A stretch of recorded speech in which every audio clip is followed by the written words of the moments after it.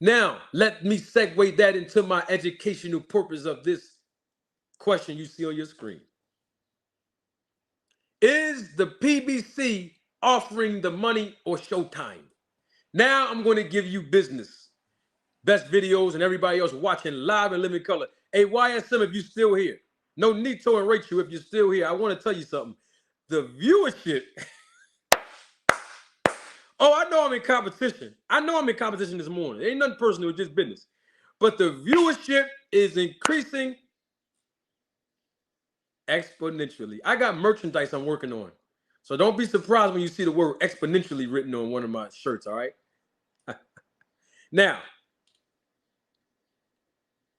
this is how you segue into how that works. Let's say I am a promoter, right? And let's say I have 30 fighters that I am promoting that's signed under my company, my promotional banner.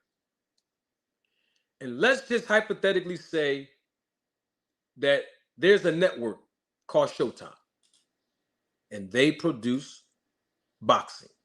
Now, I have 30 boxers signed under my promotional banner as a promoter, right? Showtime, because they are a programming platform, right? Yes, they are subscriber based, but they are a platform that produce content, right? They produce content. Now, I'm a promoter. I have 30 boxers signed in a contractual agreement with my promotion company. They are the product. I go to Showtime and say, Showtime, I have product. And the product is so good that the product is going to produce content for your viewership. And in exchange for this product producing content, they need to be compensated. So the Showtime executives on the phone will say, no problem, we're going to create a budget. Now, I can't promise that we're going to get all 30 of your fighters on the network at one specific time, but let's see if we can work something out maybe for maybe 2 or 3 years. Let's just say 3 years, right? 30 fighters, let's just say 3 years. And now we go and negotiate for the terms, the conditions, the compensation, licensing fees. That's what I'm really getting at with that when I talk about compensation. Now we got all of that materialized. And the deal is structured. I'm just using this for hypothetical purposes, you all, just so that you can understand. This is just a reference for all of you to understand, to answer the question that's on your screen right now. Now, Showtime needs content. I have product that produces content, the fighters. We go into the office, we make an agreement, 3-year agreement for, let's say, this amount of money, right? X amount of dollars. Now, promoter says, okay, that's the money that we're going to receive. Great, because my job as the promoter is to always let Showtime executives understand that my product can go anywhere else. They can go on ESPN. They can go on DAZN. Hey, they can even go on BLK Prime, their platform that produce boxing content. So what I'm saying is you're in competition. So we're not just going to go with whatever number you come up with, because I can take my fighters and we can go on other people's platform. There's no problem. But as a promoter, the reason why I'm asking you, Showtime, is because you have a parent company, CBS. Now, I can go to ESPN, whose parent company at one point in time might still be Walt Disney. But I'm coming to you because I know you can create a budget for the licensing fees that I'm going to charge you in exchange for my product producing content on your platform. Now, Bam, numbers are in. The deal is fair. Both parties sign on the dotted line.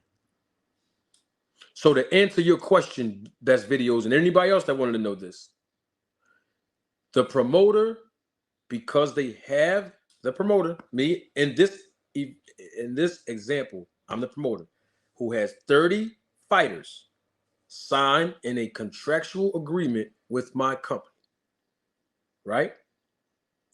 So because of that, I can charge the network licensing fees, which they are paying for the product to produce content on their platform.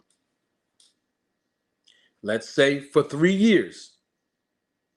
So that means that at least 20 of the 30 fighters, we can put them in boxing events, or all 30 of them. Let's just say all 30 of them.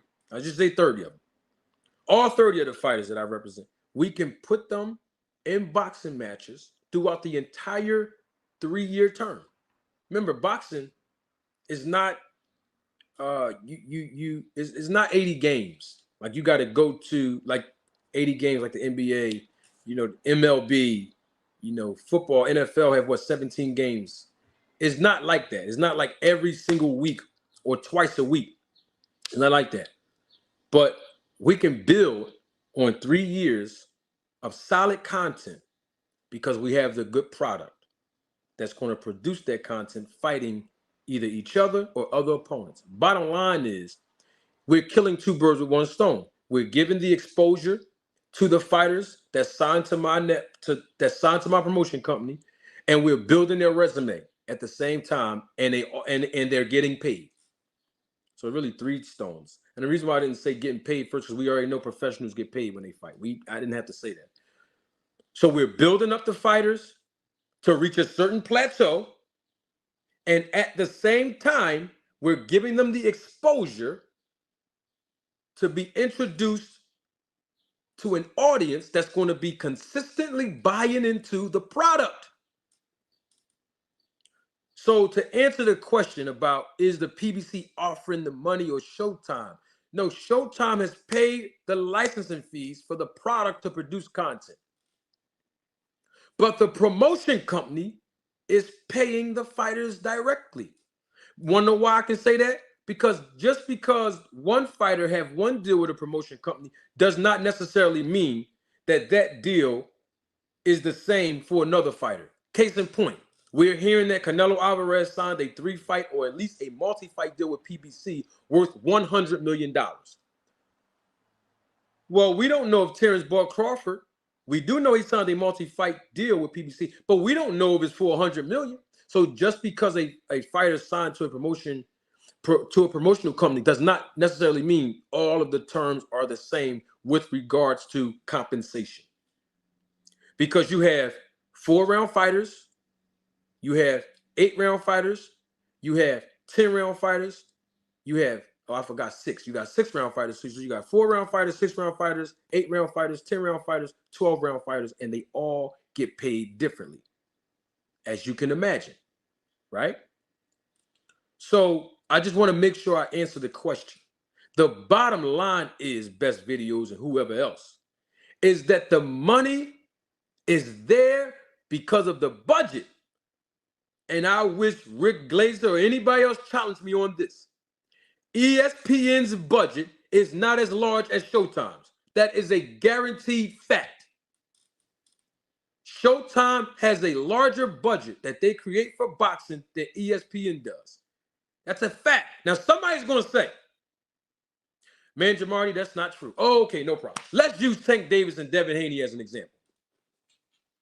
When Tank Davis fought Ryan Garcia, just an example now, the price point was different. And they both fought on pay-per-view platforms. Lomachenko and Haney fought on ESPN Plus, and we already know Tank and Ryan fought on Showtime, the pay-per-view arm of Showtime. The price point is different. Why? Because the budget is different. One line item in budgeting is marketing and promotion. And we do marketing and promotion through programming. That's why you have different segments like All Access over there at Showtime. And I forgot what it's called, Fight Day or something over at ESPN. That's all programming to build and market the fight. Somebody got to pay for that. That's not free. The man or woman holding that camera is getting paid. The man or woman that's doing post-editing after the footage is filmed, they're getting paid. Somebody got paid, but it ain't free. The digital flyers you see circulating all around social media, that's not free. The venue where we going to hold the press conference at, that's not free. These expenses and line items are itemized in the budget for these elements that's involved in promoting the fight. So if Tank Davis fight Ryan Garcia and their cheapest price point, their cheapest live gate ticket is $1,200, all the way in section 625. I don't think there's a 625, but let's just say 625. Where they fight at again? Let me back up. Let me back up. Somebody in the chat tell me, what city and state did Tank Davis fight Ryan Garcia in? Somebody in the chat. Can somebody tell me that? City and state that Tank Davis fought Ryan Garcia in. Quickly. Can somebody tell me in the chat real quick? Where's the interaction? Come on, y'all. Where we at today?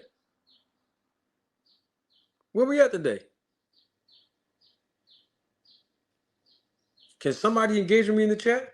Somebody?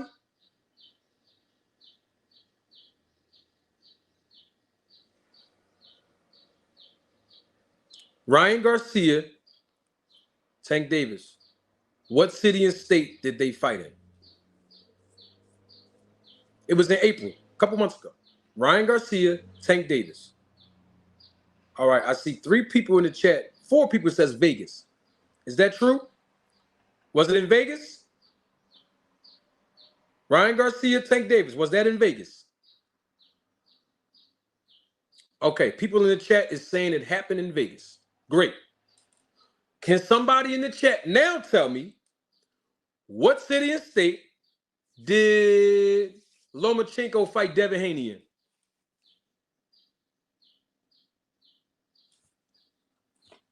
Somebody in the chat tell me. What city and state did Lomachenko fight Devin Haney in? Okay, thank you. Las Vegas. So Tank Davis and Ryan Garcia fought in the same city and state. I think it was T-Mobile Arena. Same city and state. No, I think they fought at MGM. I think Ryan and Tank fought. Bottom line is the same city and state. That's where I'm going with this. Same city and state. Ryan Garcia and Tank Davis fought in Las Vegas. Devin Haney and Lomachenko fought Las Vegas. Okay, T-Mobile Arena, MGM Grand, fine. It was in Las Vegas, Nevada, is where I'm going with that. The reason why I'm bringing this up is to illustrate my point about the budgeting and business. Devin and Lomachenko fought in Las Vegas, Nevada. They fought at MGM. Tank and Ryan fought T-Mobile Arena. 2 totally different venues, sizes included, but in the same city and in the same state. And in that city and state of Las Vegas, Nevada, Haney lives there. But that didn't stop the price point. That's where I'm going with that. Business. $1,200 was the cheapest ticket over there in section 625, if there's ever one. Highest level when Ryan Garcia fought Tank Davis. But that same $1,200, you could have went to the MGM Grand last month to watch Lomachenko versus Devin Haney close up to the ring. I'm not saying ringside, but close enough, where you can see all the action with no hesitation or interruption, compared to being in section 625, where everybody looked like little ants. And you got to look at the whole video screen to see the fight and enjoy it. I'm talking about business, y'all. That's what I'm talking about. So when I hear who pays who, Showtime, PBC, look at everything around it. And that's how you know about the money part of who's paying who and how much they're getting paid to answer Best Video's question a different way.